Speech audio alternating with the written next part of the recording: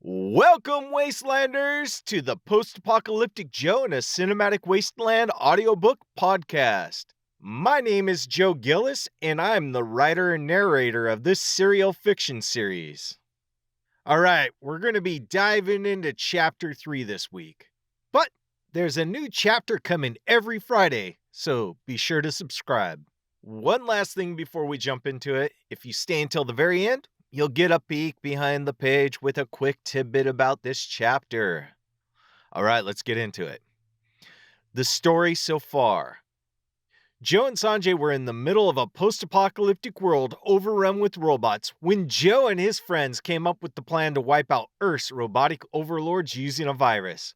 But first, they had to survive the journey.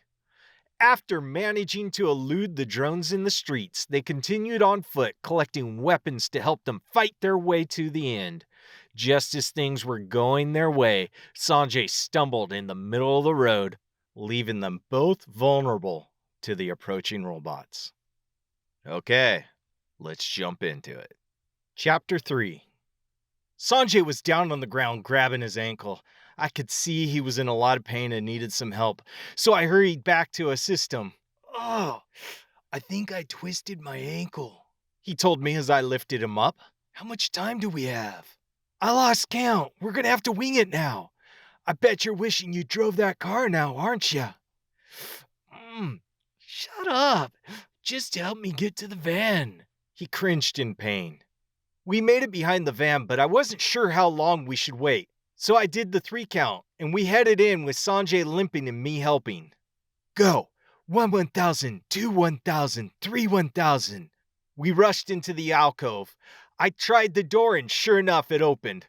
"Look at that! Lady Luck is on our side," I smiled. "Hurry up or Lady Luck is gonna get us killed." We shut the door right when the walking tin can patrol stepped into our view. Both of us dropped out of view as fast as we could. "That was close," I whispered. "Next time, less talking." Sanjay nodded. "Okay," said the guy who tripped and nearly got us killed. "Dude, my skills have gotten us this far, so I'll still go with less talking." He smirked. "John ain't gonna get made with that attitude." I smiled. He laughed and then realized it might get us killed, so he quickly covered his mouth. "Come on, dude. You're gonna get us killed," he said in a low voice as he tried to stifle his laugh. "Fine. How about you find something to wrap your ankle and I'll start gathering up some weapons." "Sounds good." Man, this store had everything we needed. The only plus to this whole end of the world scenario was it came out of left field, so no one had time to clean out places like this. I found a couple of duffel bags and began to fill them with weapons and ammo. You know, I enjoyed firing guns and actually owned a few, but most of my knowledge of weapons came from playing video games. I grabbed anything that would take down something with the most hit points possible, including all the grenades they had and the best thing a man could ever want. "Check this out," I said in an excited whisper as I held it up to show Sanjay. "A freaking missile launcher!" "Dude, for sure grab that." "Heck yeah! I can't wait to use this puppy." Sanjay finished wrapping his ankle and hobbled his way over to the counter. "Do they have another one?" "Check it out. Matching missile launchers! We're totally gonna be twinsies as we take down those flying tin cans and tanks." "Those are nice." "Only the best for you." I smiled. "See, you're coming around," he said. "That and I realized you were super clumsy on the way in. I figured this would save us both since I've seen a ton of photos of guys firing these things while sitting on the ground. So next time you trip and fall, you're already going to be in position to fire this thing." "I want to be mad at you right now, but this thing is too amazing to hold a grudge." "Besides these beauties, I think we have plenty of firepower. I say we throw on a double shoulder holster, a couple of belt holsters, load up with handguns, and then make our way back to the car." "I like your thinking." Once we did that, I spotted one more weapon I knew we needed to have: a sawed-off shotgun. Look what I found! I lifted it up to show Sanjay. I don't know how a shotgun is going to help us. Well, first, Max had one just like this in the post-apocalypse. And second, it worked pretty great for Reese against the Terminator, which is very much like the situation we're in right now, I reasoned. It sounds like you should hand that over to me then, Sanjay suggested. I think I'm better suited for it. If I'm going to venture out into the post-apocalyptic world, there's no other weapon I'd rather have. I mean, look at me, I said as I gestured to my post-apocalyptic wardrobe. You know, it felt like Sanjay was looking at me for the first time. Oh, I see it now. Hey, Joe, Mad Max called, and he said he wants his wardrobe back. Ha ha. You know he only went by Max, right? Not Mad Max? I said as I put the shotgun in the duffel bag along with some boxes of ammo. Hey, just so you know, I read a stat that Michael Biehn has over a 44% chance of dying in his films. Well, good thing I'm not Biehn. Reese has a 100% chance of dying, so your odds are better as Biehn, I reminded him. True. But Reese has a 100% chance of getting it on with Sarah, so, you should think about your odds. Man, I have. I took a deep breath before uttering. Yep, and before blowing it back out in defeat, I most certainly have. The odds are in your favor there. You keep thinking about that. Until then, you ready to make your way back to the car? He was very aware that the tin cans outside the store might start checking the building soon. I am. Well, grab a bag and let's go, he said, pointing at some duffel bags. The duffel bags were the tactical sling style that could be worn on the back. I threw mine on and picked up the missile launcher in my right hand and another duffel bag with extra missiles in my left hand. Sanjay did the same, but not without complaining. Dude, these things are heavy. I know. We just have to make it to the car and we'll be good. You ready? I gestured my head toward the door. Come on, let's go save the world. We waited for the humanoid tin can patrol to pass and then counted out to the point where we needed to go again. Go, I said as I opened the door for Sanjay, and then I followed him out. 1 1,000, 2 1,000, 3 1,000, 4 1,000, 5 1,000, 6 1,000. We made it to the back of the van that was parked near the gun store. Sanjay was still counting for the next point, and I began to do the math in my head. It took us a few seconds longer than we had planned to reach the van. Sanjay's injured leg and extra weight were slowing us down too much. We weren't going to be able to make it to the next vehicle without being spotted.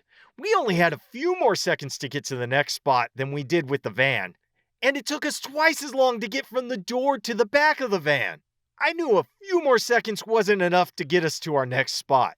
Hurry up! Shove the bags under the van! I whispered. Huh? Why? We can't make it, I said as I shoved mine under. Just do it! We don't have time to argue about it. I crawled under the van while Sanjay pushed his bags under. I helped pull them in and then signaled for him. He barely made it under before the drone flew by. What are we gonna do? He asked in even a quieter tone than we had been talking in. We're gonna have to wait for the next humanoid one to pass again, and then we're gonna restart a countdown. This time, you're not gonna carry anything. You can't make it with your ankle. We're gonna have to make an extra trip or two to make it to our next spot in time. Maybe I could carry one bag. We can't chance it. No bags for you. I need you to focus on counting. I'll grab what I can and follow you. It will take us longer, but it's the best chance we have of making it. Okay. We waited for the human tin can to pass and began our countdown again. Once we hit the point in the countdown to leaving the store, we both scooted our way out from under the van, and I pulled out my duffel bags. I slung the one on my back and picked up the other while grasping the missile launcher with my free hand. And go, Sanjay said as he made his way to the bright yellow clunker that would shield us from view. It's funny because That thing would have made a horrible hiding place if we were hiding from humans, but I think the tin cans were more set on noticing motion than bright colors the way we do. Sanjay was doing better than I was this time. It was taking everything I had to keep up with him, and I was beginning to think I wasn't going to make it. He was far enough out of earshot that I wasn't sure how much time was left. When he finally reached the back of the parked car, he turned around and I could tell by his face that there wasn't a whole lot of time left. His hand flew up to gesture me in faster.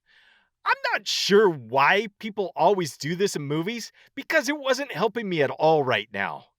Once I reached the back of the car, I turned my back to it and dropped to the ground, trying to catch my breath. Sanjay stared at me like I shouldn't be alive. What? I tried to ask what was wrong, but I was still struggling for air. I finally got enough out for him to understand. What? My count must have been off because by all accounts, you should be dead. Maybe I made it back just in the nick of time. Yeah, maybe. After I felt like I was good to go again, I turned to Sanjay with a new plan. So, I think you should go get the Camaro while I grab the rest of the gear. I don't think we should split up. Think about it. Splitting up should increase our odds of success, I reasoned. I'm not sure about that one. I really think I should stay with you. Okay, I conceded with a caveat. But you stay here, and I'll go get the rest of the bags. Got it. I waited for the cycle to hit the point for heading to the van. I made it back there and crawled under the van with time to spare. I held out for the next starting point. Then I rolled out and threw on the duffel bag with the guns, picked up the missile launcher and duffel bag with the missiles, and started to run back to the car. But this time, I was the one who tripped. You have got to be kidding me, I said as I scrambled to get back to my feet. It was much harder than I expected because the weapons on my back were throwing me off. I began to realize I wasn't going to make it and needed to get this bag off my back so I could get to the missile launcher. I was struggling to pull it off when I saw the drone, and I'm pretty sure it spotted me. Duck down! I heard Sanjay yell from behind me. I did. Then I heard what sounded like a quick release of air, and I saw a missile fly over me as it shot off at the drone. Let's go! He yelled as he tossed his missile launcher onto the ground and took off running. Well, it was actually more of a run/limp. My adrenaline must have kicked in because I was able to stand up with the duffel bag still on my back and grab everything else. I watched the missile nail the drone as I was running back to the car. The explosion was going to give us away, so I rushed to catch up with Sanjay. Once we reached the edge of the cornfield, I gave him my missile launcher and the bag with missiles. Take these. You go get the car and I'll go grab the rest of the bags. Okay. He headed into the cornfield, and I ran back to the way too bright yellow of a car after you blew up a drone vehicle, where I dropped off the other bags. I knew I was running out of time because I could hear a tank headed my way. Man, time was running out, and I was already moving as fast as I could while lugging a massive bag on my back. Luckily, I reached the car that now felt like a big flashing sign, snatched up both the duffels off the ground, and headed back to the cornfield before the tank reached the end of the street. It was much harder to run with both bags loaded with guns, and it was slowing me down, big time. The tank was growing louder and louder with every rotation of the sprockets that propelled that track. I was pretty sure I wasn't going to make it. I glanced toward where the sound was originating, and I could see that the tank was turning its turret to fire at me. Keep running! Sanjay shouted. I heard the same sound of the missile launching, but I didn't stop to see what was happening. The explosion was much louder this time, and the pressure from the blast knocked me to the ground. My ears were ringing, yet I could still hear. But then Sanjay said something that made me wish that I couldn't. That's 2. No, wait. That's 3 times I saved your life. Now hurry up so I don't need to do it a 4th. Freaking A! He's never gonna let me live this one down. I struggled to get back to my feet before picking up the bags again. Man, I think you need to reevaluate your counting, I said as I stumbled towards the cornfield. 2 of those were because I was helping you. Yeah? You keep telling yourself that. Now come on. We better get back to the car before any more of those things try to kill you again. He looked up and noticed the swarm of drones headed our way. I guess it's too late for that, he said as he pointed them out. That's a lot of drones. I couldn't believe what I was seeing. It was like a swarm of bees headed our way. Yeah, it most definitely is. But that wasn't the worst of it. We could hear the tanks rolling towards us from both sides of the street. And more freaking tanks. I mumbled as I grabbed a missile and inserted it into the missile launcher. I kneeled down on the ground and set my sights on the tank to my left. You know, our odds would be a whole lot better if we had that other missile launcher. Are you saying that our odds would be better if you were dead? He joked. I should have let you die earlier. I joked back with him before locking on my target and firing. The missile shot out like it was supposed to, but instead of hitting the tank, it just veered up into the sky. What the? I couldn't believe what I was seeing. There was no way I could have missed a target like that. Quick, load me up again. Within a few seconds, I was ready to go again. I pulled the trigger and sure enough, it happened again. I turned to Sanjay. That's a pretty big bug. Well, it was fun while it lasted, he said as the tank that I was trying to destroy finally fired on us. See you on the flip side. This concludes Chapter 3 of Post-Apocalyptic Joe in a Cinematic Wasteland. Written by Joe Gillis. Read by Joe Gillis. Well. That didn't turn out as planned, did it? Man, I wonder how Joe and Sanjay will get out of their current mess. What do you think will happen next? Man, I don't know about you, but I really love me some Mad Max.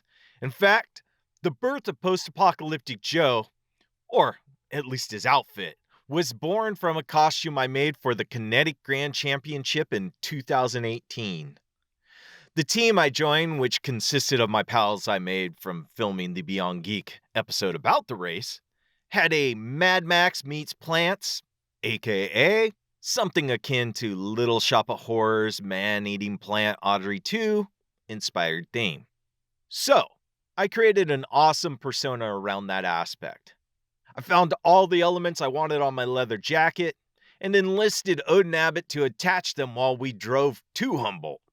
He gave me some awesome goggles, lent me his fake shotgun, which you can see how that was built on his YouTube channel, Odin Makes. I added some shin guards, and Post-Apocalyptic Joe was born.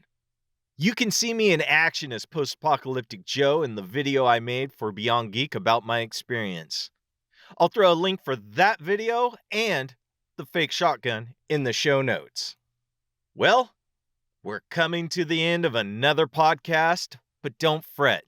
This season of Post-Apocalyptic Joe in a Cinematic Wasteland is really just beginning. If you enjoyed what you heard, hit subscribe to continue to get a new chapter every week. Want to get new chapters early? Join Joe's post-apocalyptic army at Cinematic Wasteland and get up to 4 weeks early with a membership. Heck, there's even a free level that gives you access to the podcast or web novel 1 week early. Yeah, you heard me right. Free, guys. Join me every Friday for a new chapter of Post-Apocalyptic Joe in a Cinematic Wasteland. Thanks for joining me on this crazy journey. See you on the flip side. Post-Apocalyptic Joe in a Cinematic Wasteland, copyright 2023, Joe Gillis. All rights reserved. This is a Joe Wagi production and is distributed by Slacker Entertainment.